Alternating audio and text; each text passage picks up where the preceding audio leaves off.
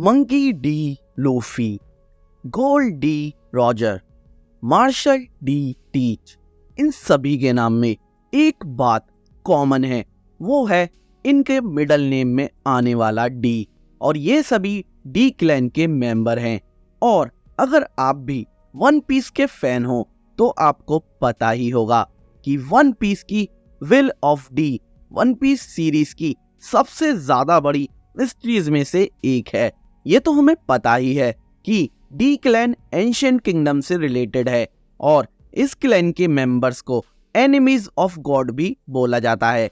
लेकिन असल में डी का मतलब क्या है, आज मैं आपके लिए ये मिस्ट्री सॉल्व करने की कोशिश करूंगा कि आखिरकार इस डी का क्या मतलब है।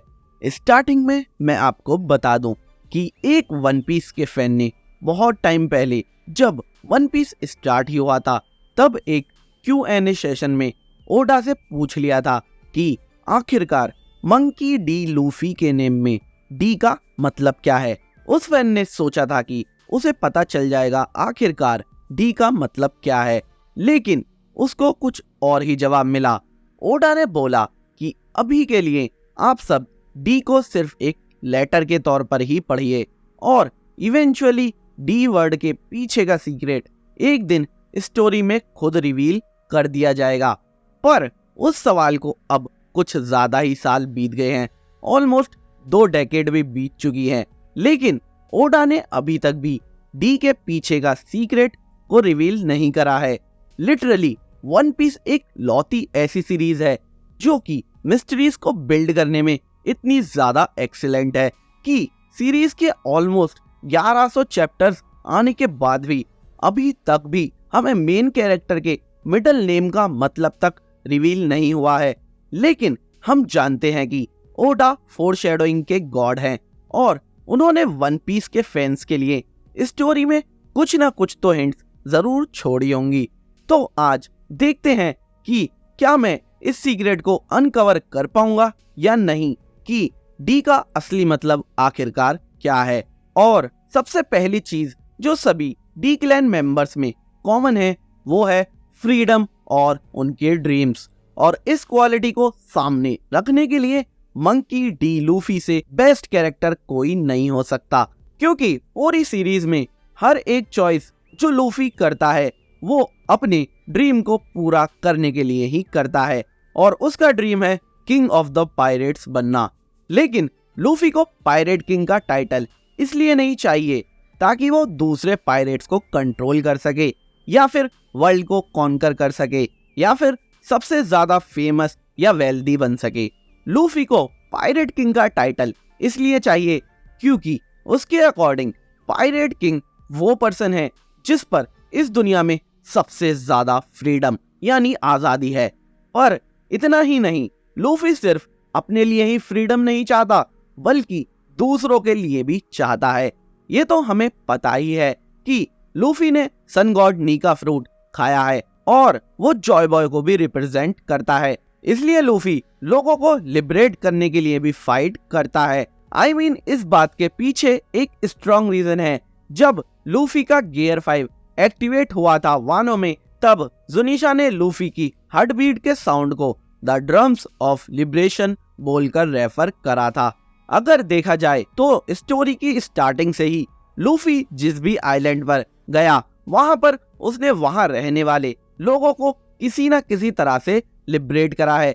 जैसे कि अलाबास्टा किंगडम में उसने वहां के लोगों को क्रोकोडाइल से बचाया, ड्रेसरोसा में डोफ्लेमिंगो से बचाया और वानो में वहां के लोगों को काइडो से बचाया।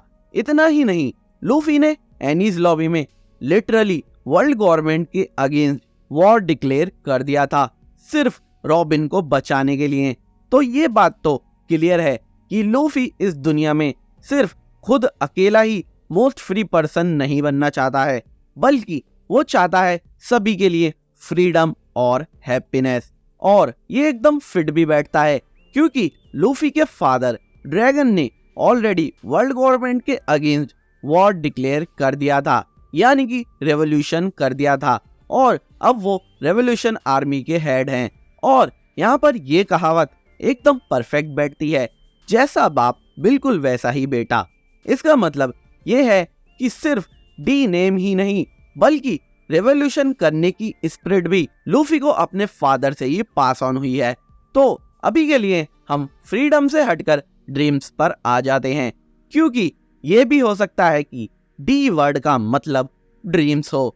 लूफी जैसा बंदा सिर्फ अपना ड्रीम पूरा करने में ही इंटरेस्टेड नहीं है, बल्कि वो ये भी चाहता है कि जो लोग उसके क्लोज हैं वो भी अपने ड्रीम्स को पूरा करने के लिए फाइट करें, क्योंकि ये तो हमें पता ही है कि ऑलमोस्ट सभी स्ट्रॉ हैट्स क्रू मेंबर्स के अपने अपने ड्रीम्स हैं जिन्हें वो पूरा करना चाहते हैं। और इतना ही नहीं, लूफी उन लोगों के ड्रीम्स को भी पूरा करना चाहता है जो उसके अगेंस्ट जा सकते हैं फ्यूचर में। एग्जाम्पल के तौर पर हम कोबी को ले सकते हैं, क्योंकि लूफी चाहता है कि कोबी एडमिरल बनने का अपना ड्रीम पूरा करे, चाहे उसके लिए उसका ड्रीम पूरा होने के बाद वो दोनों एनिमीज ही क्यों ना बन जाएं। तो क्या लगता है आपको कि डी का मतलब सच में ड्रीम्स हो सकता है?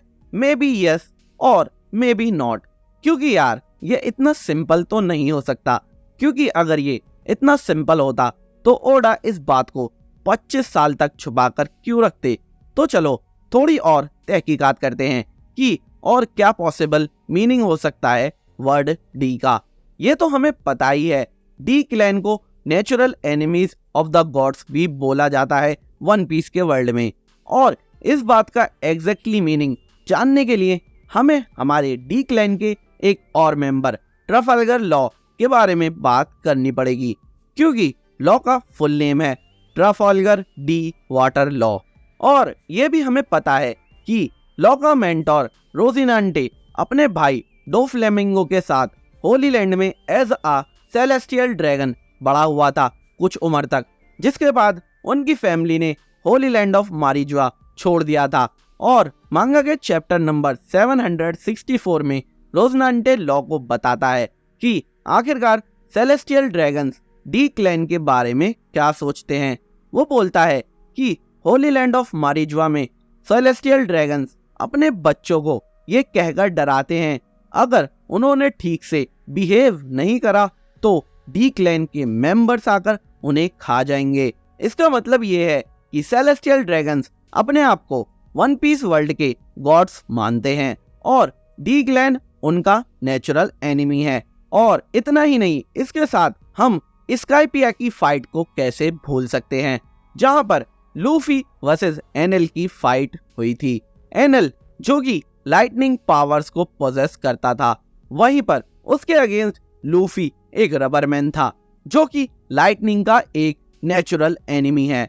और इस वजह से बहुत से लोग मानते हैं कि डी का एक्चुअल मीनिंग डेविल हो सकता है, क्योंकि ज्यादातर माइथोलॉजीज में भी डेविल्स ही गॉड्स के नेचुरल एनिमी होते हैं। और हम ये भी जानते हैं कि वन पीस के वर्ल्ड में डेविल फ्रूट्स का काफी ज्यादा इम्पोर्टेंट रोल है। तो ऐसा भी हो सकता है कि डेविल फ्रूट से भी डी क्लैन किसी न किसी तरह से कनेक्टेड हो। लेकिन जो भी डी का मीनिंग हो, इतना तो पक्का है कि लॉ की फैमिली इस डी के मीनिंग के बारे में कुछ ना कुछ तो जरूर जानती थी, क्योंकि उन लोगों ने ही अपना नेम से डी को छुपाया था, जबकि most of the D clan members को उनके नेम के डी की कुछ पड़ी ही नहीं है और उन्हें उसका मतलब भी नहीं पता है। तो दोस्तों, आई होप आपको मेरी ये वीडियो देखकर कुछ आइडिया तो मिल ही गया होगा कि असल में वन पीस में डी का मतलब क्या है, विल ऑफ डी का क्या मतलब है। ऑफिशियल मीनिंग तो फ्यूचर में जाकर एक दिन ओडा रिवील कर ही देंगे, लेकिन तब तक के लिए हमें खुद ही इसका मीनिंग इमेजिन करके रहना होगा।